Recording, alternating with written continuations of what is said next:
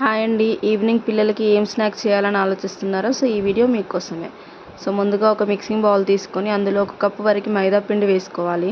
అందులో టేస్ట్‌కి తగినంత సాల్ట్, 1 టేబుల్ స్పూన్ వాము ఇలా నలిపి దీంట్లో యాడ్ చేసుకొని 2 టేబుల్ స్పూన్ల ఆయిల్ వేసుకొని ఆయిల్ అంతా దీంట్లో కలిసే వరకు బాగా కలుపుకోవాలి.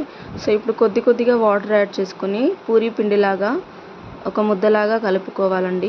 ఇప్పుడు దీనికి కొద్దిగా ఆయిల్ అప్లై చేసుకొని మనం చపాతీలు ఏ విధంగా అయితే చేస్తామో అదే విధంగా ఒక పిండి ముద్దను తీసుకొని ఈ విధంగా చపాతీలాగా ఎంత వీలైతే అంత పలచగా ఒత్తుకోవాలి.